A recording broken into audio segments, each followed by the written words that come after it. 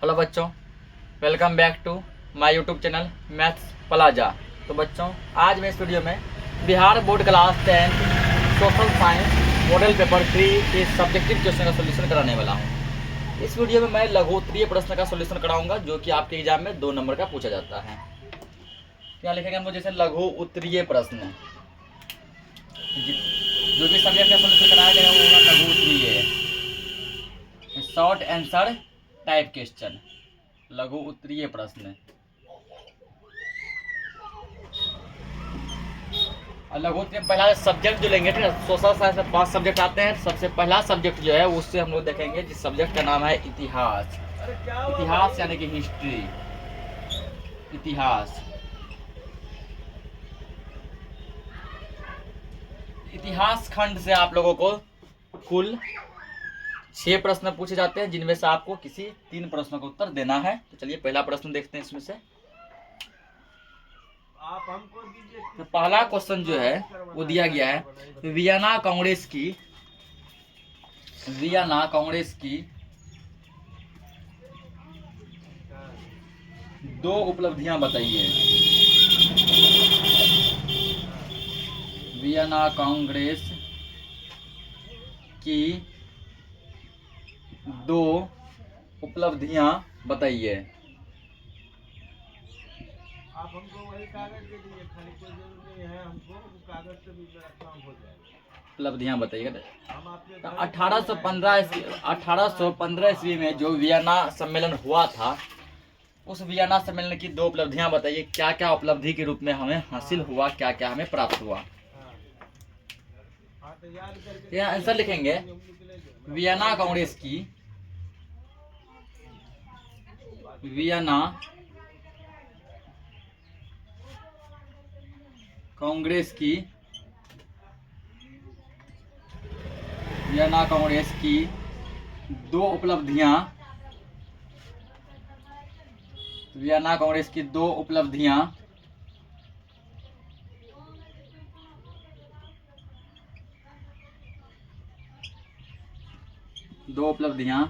निम्न हैं। वियना कांग्रेस की 2 उपलब्धियां निम्न हैं। पहला जो उपलब्धि है वो है वियना कांग्रेस ने वियना कांग्रेस ने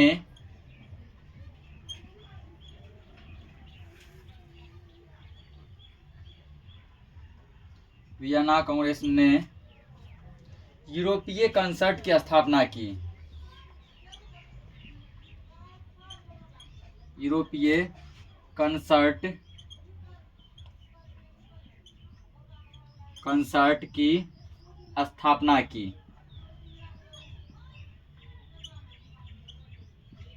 और दूसरा है कि इटली को अनेक छोटे छोटे राज्यों में विभक्त कर दिया।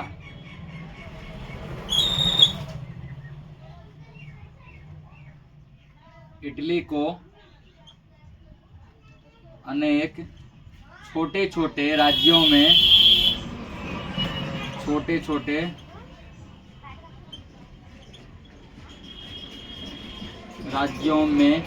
विभक्त कर दिया।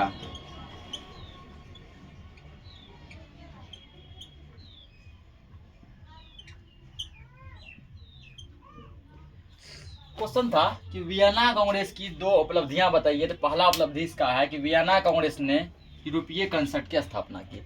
यहाँ से ऑब्जेक्टिव क्वेश्चन में पूछा जा सकता है कि यूरोपीय कंसर्ट की स्थापना किसने की थी। तो वियना कांग्रेस ने, वियना कांग्रेस के द्वारा इसका स्थापना किया गया था। इटली को अनेक छोटे छोटे राज्यों में विभक्त कर दिया, यानी कि बांट दिया। इसको नोट करो, अगला क्वेश्चन देखते हैं।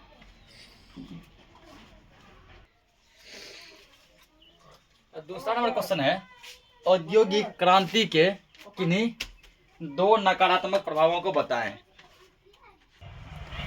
तो क्या करना है, इसके औद्योगिक क्रांति के 2 नकारात्मक प्रभाव को बताना है, यानी कि नेगेटिव इफेक्ट क्या क्या पड़ा इस पे, उसको हमको बताना है। तो लिखेंगे हम लोग उत्तर में कि औद्योगिक क्रांति के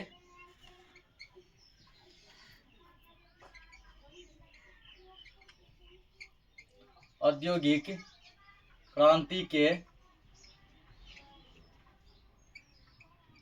दो नकारात्मक प्रभाव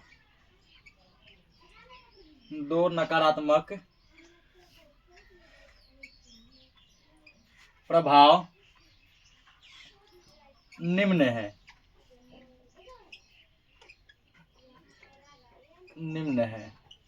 औद्योगिक क्रांति के कौन कौन से नकारात्मक प्रभाव पड़े, उनमें से दो लिखना है। तो पहला है स्त्री एवं बाल श्रम की प्रथा। स्त्री एवं बाल श्रम की प्रथा। और दूसरा जो प्रभाव पड़ा वो है उपनिवेशवाद का विकास।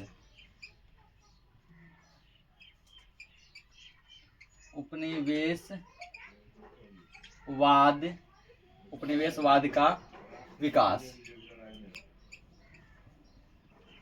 तो औद्योगिक क्रांति की ये दो नकारात्मक प्रभाव है। पहला स्त्री एवं बाल श्रम की प्रथा, दूसरा उपनिवेशवाद का विकास। इसको नोट करो। अगला क्वेश्चन देखते हैं। अगला क्वेश्चन है आर्थिक संकट से आप क्या समझते हैं? आर्थिक संकट क्या है? तो इसका उत्तर लिखना है कि उत्तर में इसका लिखेंगे हम लोग कि आर्थिक संकट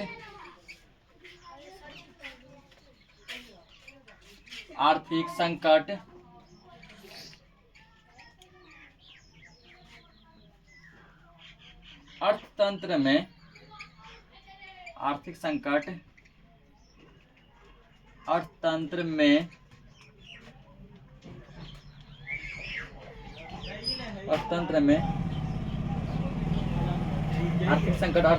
आने वाली वैसी स्थिति है क्या आर्थिक संकट अर्थतंत्र में, ठीक है ना, आर्थिक संकट अर्थतंत्र में आने वाली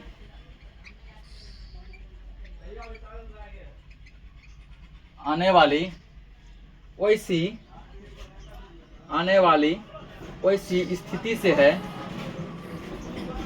वैसी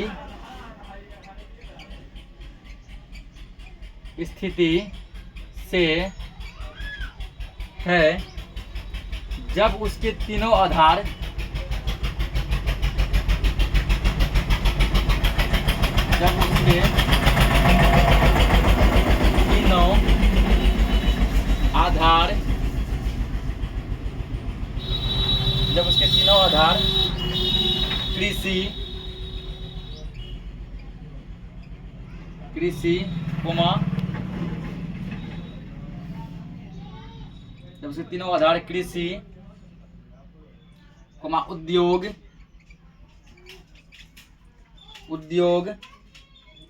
कृषि, उद्योग और व्यापार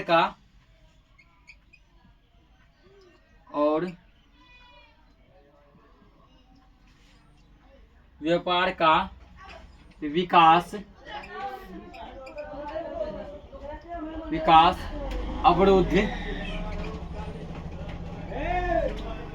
अवरुद्ध हो जाए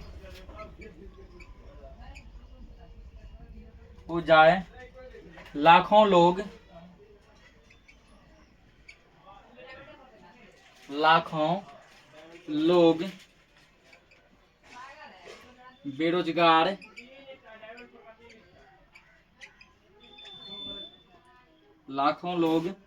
बेरोजगार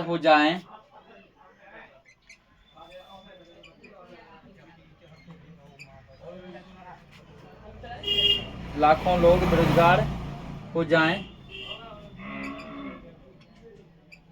बैंक और कंपनियों का दिवाला निकल जाए, बैंक और कंपनियों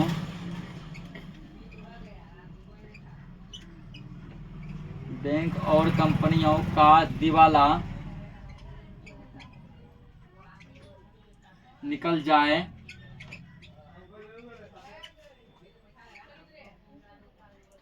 जाए तथा वस्तु और मुद्रा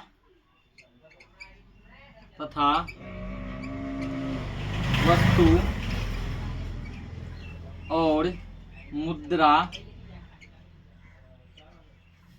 मुद्रा दोनों की बाजार में कोई कीमत नहीं रहे। दोनों की बाजार में कोई कीमत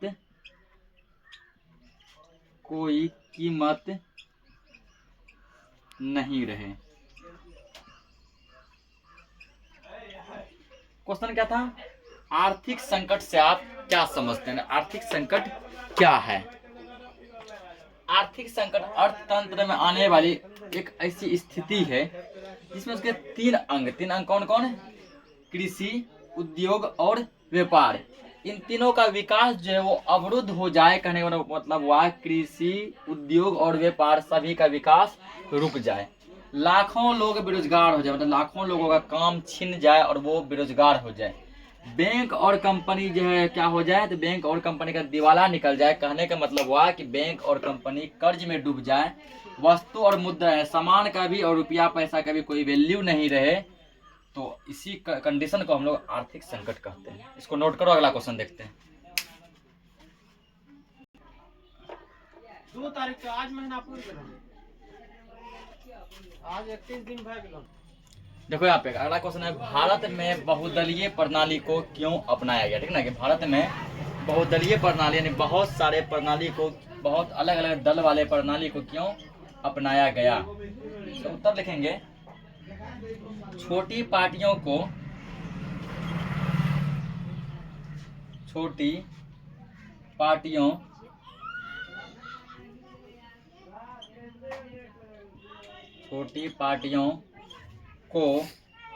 राष्ट्रीय स्तर पर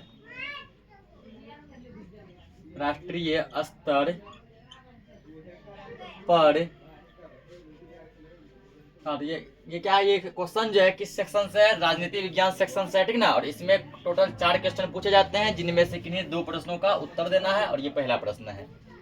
छोटी पार्टियों को राष्ट्रीय स्तर पर सम्मान मिलने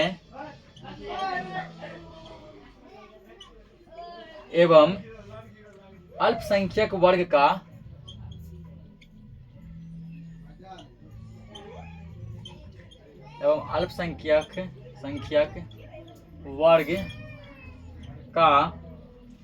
शासन में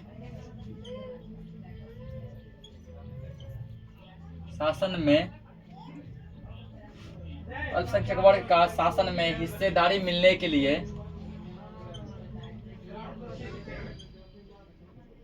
हिस्सेदारी मिलने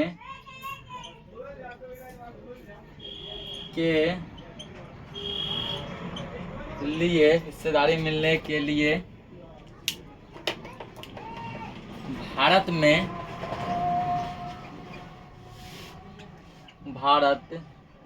में बहुदलीय प्रणाली अपनाया गया है। बहुदलीय प्रणाली अपनाया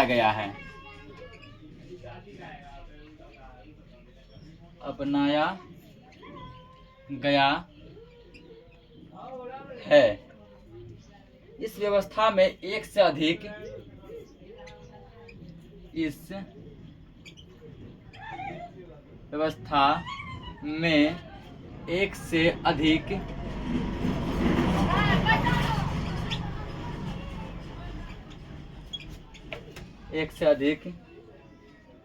राजनीतिक पार्टियां मिलकर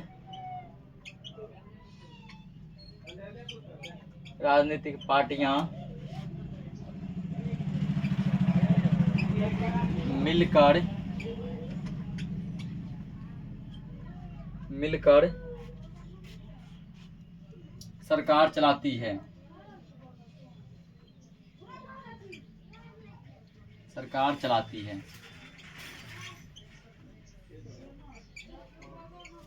क्वेश्चन था भारत में बहुदलीय प्रणाली को क्यों अपनाया गया, मतलब बहुत सारे दल आपस में मिलते हैं, इसको भारत में क्यों अपनाया गया। तो छोटी पार्टियों को राष्ट्रीय स्तर पर सम्मान मिले, जो छोटा मोटा पार्टी है जो कि ग्रामीण लेवल पे है, जिला लेवल पे, उसको राष्ट्र लेवल पे, देश लेवल पे सम्मान मिले।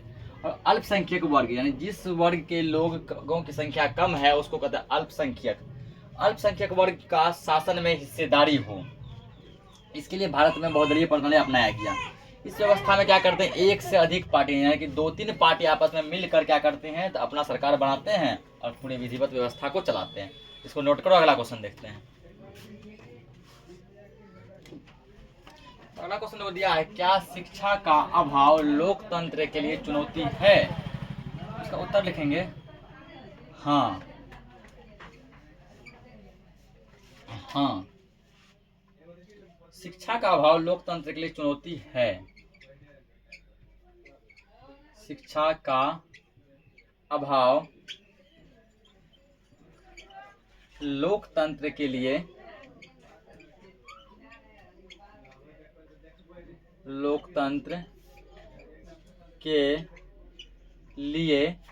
चुनौती है। शिक्षा का अभाव क्या है, लोकतंत्र के लिए चुनौती है, ठीक ना। तो कैसे है, तो आगे इसमें लिखना है, नागरिक जागरूकता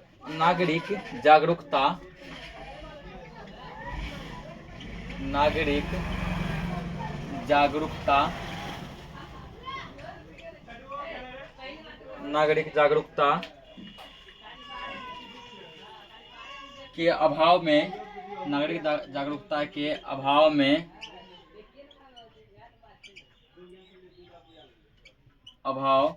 में लोकतंत्र सफल नहीं हो सकता है।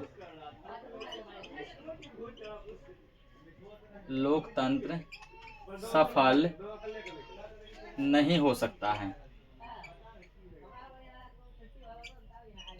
नहीं हो सकता है।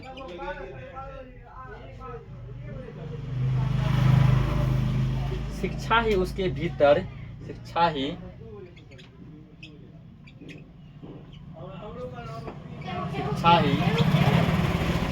उनके भीतर,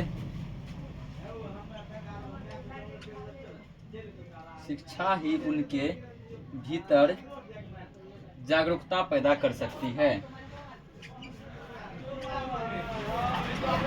जागरूकता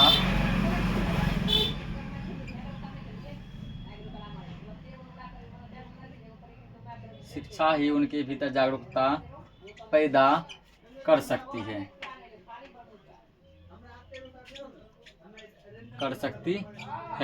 तो क्वेश्चन था कि क्या शिक्षा का अभाव लोकतंत्र की चुनौती है, कि यदि लोकतंत्र में पढ़े लिखे व्यक्ति ना हो, शिक्षित व्यक्ति ना हो, क्या उसके लिए एक चुनौती है। तो हाँ, शिक्षा का अभाव लोकतंत्र के लिए क्या है, एक चुनौती है, ठीक है, एक चुनौती है। तो नागरिक जागरूकता के अभाव में लोकतंत्र सफल नहीं हो सकता। यदि नागरिक या लोग जो है जागरूक ही ना हो तो हमारा लोकतंत्र कभी भी सफल नहीं होगा। तो शिक्षा ही उसके भीतर क्या करते हैं, जागरूकता पैदा करते हैं। यदि व्यक्ति शिक्षित हो जाते हैं तो उसके अंदर क्या होता है, भीतर क्या होता है, जागरूकता पैदा होती है और वो किसी भी काम को सुचारू ढंग से करते हैं। आज के लिए इस लेक्चर को इतना ही रखते हैं। तो जो भी इसमें क्वेश्चन और बचा है हम लोग नेक्स्ट लेक्चर में करेंगे। तब तक के लिए जय हिंद।